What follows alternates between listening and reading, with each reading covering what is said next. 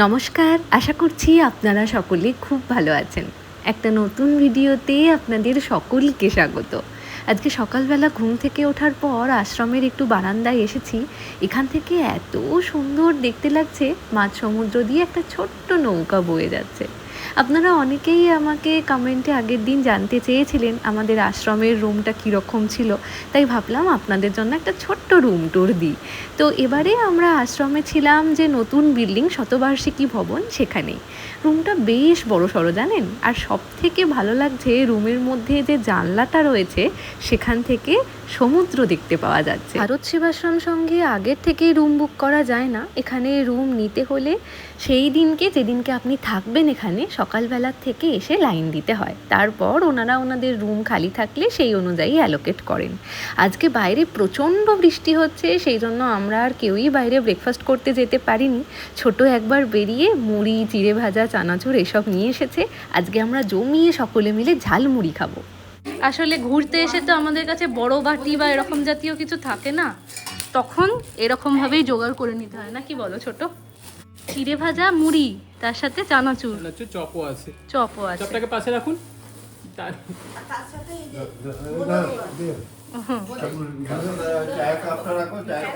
এই যে এক প্যাকেট 15টা।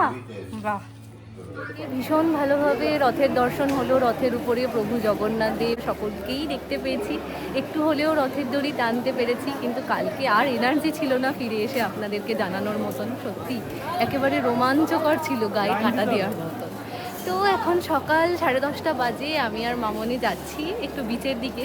বাকিরা আগেই চলে গিয়েছে। আমরা তো সমুদ্রে স্নান করব না, তো সেই জন্য আমরা গিয়ে সমুদ্রের পাড়ে বসবো বলেই ঘর থেকেই স্নান টান করে যাচ্ছি। চলুন, ওই যে চেয়ারগুলো বাতা আছে ওখান থেকে আমরা চা খাবো, ওখানে কিছুক্ষণ একটু বসবো। ওই দেখুন, এই পুচকে দুটো নিজেদের শরীরের অর্ধেকটা অংশই বালির মধ্যে ভরে ফেলেছে। ছোটবেলায় কম বেশি এরকম দুষ্টুমি আমরা সকলেই করেছি, আর বালি দেখলেই মনটা এরকমই হতো। ওই যে দূরে ছোট মাসি, রিমি সকলেই স্নান করছে। আমরা যেতে যেতে ওদের স্নান করা হয়ে গিয়েছে, ওরা এখন একটু রুমের দিকে গেল, ফ্রেশ হয়ে তারপর আসবে। ফেরবার আগে একবার এলাম সমুদ্র দেবতাকে দর্শন করতে, বিদায় জানাতে নয়, বরং ভগবানের কাছে প্রার্থনা করতে পরের বছর আমরা যেন আবার এই পবিত্র ধামে আসতে পারি। জয় জগন্নাথ। চলুন, এখন ঘড়িতে বাজছে দুপুর 12টা। আমরা ভাবলাম একটু শপিং করে নিই। হ্যাঁ হ্যাঁ, হয়ে যাবে। রামার জন্য এটা ভালো লাগছে, এটা নিয়ে নাও। হ্যাঁ হ্যাঁ, ভালো মতন হবে। দিবুর জন্য একটা নেওয়া হয়েছে হলুদ, রামারও হলুদ। সবার প্রথমে ওই দোকান থেকে পরিবারের 4 ক্ষুদে সদস্য রামা, রিভু, মেহা, তোজো সকলের জামা কিনে নিয়েছি। এবার আমরা এসেছি শাড়ির দোকানে। এটাই তো আজকের দিনের সবথেকে বড় আকর্ষণ জানেন। এবারে ভাবছি মামনিকে কটকের কটকি শাড়ি উপহার দেব। এই দোকানটার বাইরে এই দুটো শাড়ি টাঙানো ছিল, এত সুন্দর লাগছিল। সেটা দেখে ভেতরে এসে দেখি বিভিন্ন রকমের শাড়ি ঝুলছে। কোনোটাতে কোণারকের মন্দির তৈরি করা রয়েছে, তো কোনোটাতে জগন্নাথ দেবের রথ। আজকে ভাবছি এখান থেকে আমার দিদির জন্যেও একটা শাড়ি কিনবো। দিদি অনেক দিন ধরে সম্বলপুরি সিল্ক খুঁজছিল, তবে এনাদের কাছে দেখলাম 2 রকমের সম্বলপুরি সিল্ক রয়েছে, একটা খুবই সফট আর একটা একটু খড়খড়ে।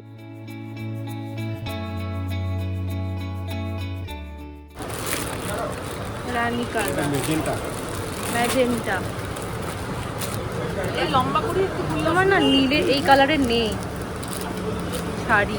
এই কালারে আছে শাড়ি, আমার এটা নেই। এটার থেকে ওই ডিপ পার্টটা ভালো লাগছে, ওই যেটা বাইরে টাঙানো আছে। বিভিন্ন রকমের শাড়ি দেখবার পর বাইরের শোকেসে যে শাড়িটা টাঙানো ছিল ওনাকে সেটাই দেখাতে বললাম। তো উনি বললেন এরই বিভিন্ন রকমের কালার আছে, আগে সেগুলো দেখে পছন্দ করুন, তারপর শোকেস থেকে খুলে দেব। বিভিন্ন কালার দেখবার পরেও যে শাড়িটা শোকেসে টাঙানো ছিল আমাদের পছন্দ সেইটাই হলো জানেন। হ্যাঁ, এটা ভালো লাগছে, তোমার মুখের সামনেই ভালো লাগছে, গায়ে হ্যাঁ। অন্য রঙ কি আর পছন্দ হয়? শাড়িটাই পছন্দ হচ্ছিল না, ওই জন্য এটাতেই চোখ আটকে আছে আমাদের।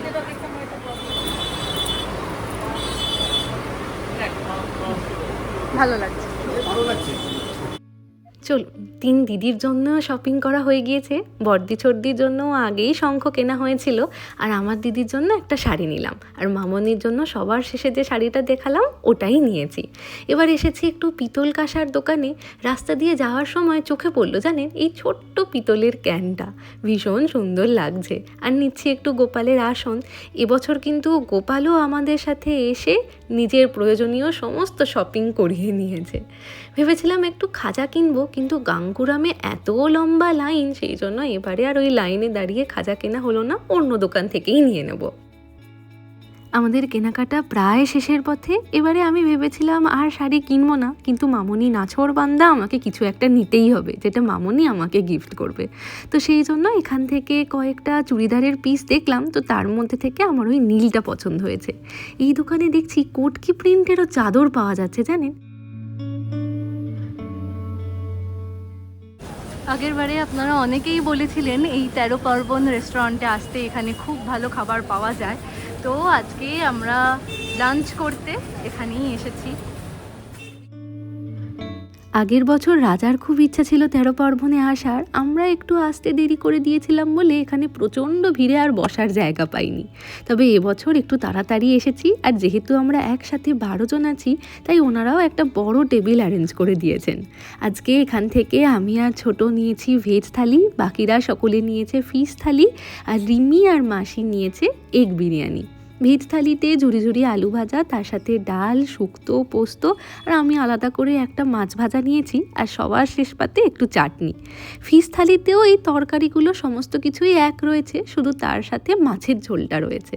প্রত্যেকটা খাবারের টেস্ট অসাধারণ জানেন, সত্যিই খুব সুন্দর লাগলো। আপনারা বলেছিলেন এখান থেকে খেতে, আর এখানের দামটাও দেখলাম একেবারে রিজনেবল। আজকে সকালবেলার থেকে মুষলধারে এত বৃষ্টি পড়ছে, আর তার উপরে কালকে রথের সময় একটু বৃষ্টিতে ভেজেছিলাম, তো সেই জন্য আমারও একটু সর্দি সর্দি হয়ে গিয়েছিল। তাই জন্য আজকে আর জগন্নাথ দেবকে দর্শন করতে যেতে পারিনি, মনটা একটু খারাপ হচ্ছিল। কিন্তু এই 13 পার্বণে এসে যে রিসেপশন এরিয়াটা রয়েছে, সেখানে দেখলাম ভগবানের স্বর্ণবেশ তৈরি করা রয়েছে। কি অসাধারণ লাগছে না?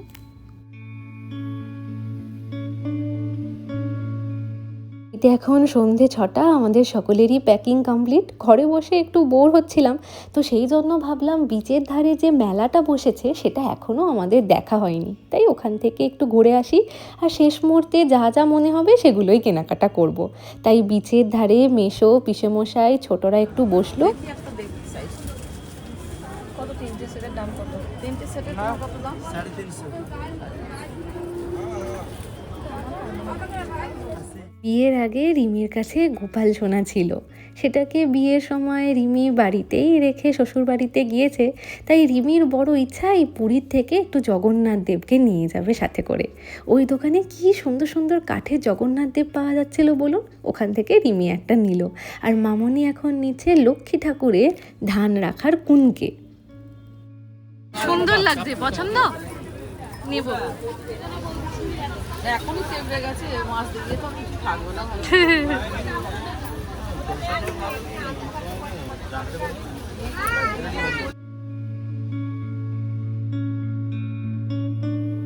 সবাই ছাতা মাথা দিয়ে ব্যাগ নিয়ে তৈরি, এবার ফেরার পালা। এখন সন্ধে 8:30, আমরা সকলে ব্যাগ গুছিয়ে রওনা দিয়ে দিচ্ছি আবার বাড়ির উদ্দেশ্যে। আমাদের ওই 10:30 নাগাদ পুরী স্টেশন থেকে ট্রেন রয়েছে। চলুন, কয়েকটা দিন বেশ ভালোভাবে সকলের সাথে কাটলো, কিন্তু আবার সেই কাজের মধ্যেই সকলকে ফিরতে হবে।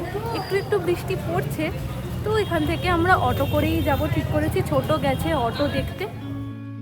8:30টার সময় রওনা দিলেও আমাদের স্টেশনে পৌঁছাতে পৌঁছাতে প্রায় 1 ঘন্টারও বেশি সময় লেগে গিয়েছিল। আসলে সেই জন্যেই ভাবলাম যে যাতে আপনাদের হয়রানি না হয়, সেই জন্য আপনাদের সাথেও শেয়ার করা যাক। যদি উল্টো রথ বা রথযাত্রার সময় কেউ পুরীতে আসেন, তাহলে যে সময়ে ফেরার ট্রেন রয়েছে ঠিক তার 1 থেকে 1.5 ঘন্টা কিংবা তারও একটু আগে রওনা দিয়ে দেবেন স্টেশনের জন্য। কারণ এত ভিড় হয় এই সময়ে, আর বিচের ধারের ওই রাস্তাটাতে প্রথম প্রথমত বিচ থেকে হোটেলে ফেরার একটা ভিড় থাকে, তারপরে গাড়ির প্রচণ্ড জ্যাম হয়ে যায়, আর সেই সময় অটো টোটো বা কোনো রকমেরই কোনো গাড়ি পাওয়া যায় না। তারপরে স্টেশনে পৌঁছানোর পরেও ভিড় অ্যাভয়েড করবার জন্য গোটা স্টেশনটাতে ব্যারিকেড দেওয়া থাকে, অনেকটা ঘুরে ঘুরে প্ল্যাটফর্মে পৌঁছাতে হয়। চলুন, আমরা অবশেষে প্ল্যাটফর্মে পৌঁছিয়ে গিয়েছি। আমাদের আজকের ট্রেন হচ্ছে পুরী শালিমার সুপারফাস্ট এক্সপ্রেস। এটা প্রত্যেক দিন চলে না, এটা নির্দিষ্ট দিনেই থাকে। অবশেষে পুরীকে বিদায় জানিয়ে আমরা ফিরছি বাড়ির পথে। পুরীকে বিদায় জানানো এতটা সহজ নয়। এখান থেকে ফিরে যাচ্ছি ঠিকই, কিন্তু সঙ্গে করে নিয়ে যাচ্ছি অগণিত স্মৃতি আর তার সাথে মহাপ্রভুর আশীর্বাদ। আমার মনটা যেন এখনও অবধি এখানেই পড়ে রয়েছে জানেন, আর ট্রেন চলেছে তার গন্তব্যের দিকে। আমার মনটা বারবার চাইছে সেই গ্র্যান্ড রোড, সেই সমুদ্র আর মহাপ্রভুর কাছে ফিরে যেতে। যাক, জয় জগন্নাথ বলে আমরাও রওনা দিয়ে দিলাম বাড়ির পথে। কাল ভোরবেলা 5:30 নাগাদ আমরা খড়গপুর স্টেশনে পৌঁছে যাব। চলো, আমাদের ট্রিপ শেষ। রিমি, আবার কবে দেখা হবে? হ্যাঁ, জগদ্ধাত্রী পুজোয়। তার আগে একবার চলে আসবি রৌনকদাকে নিয়ে।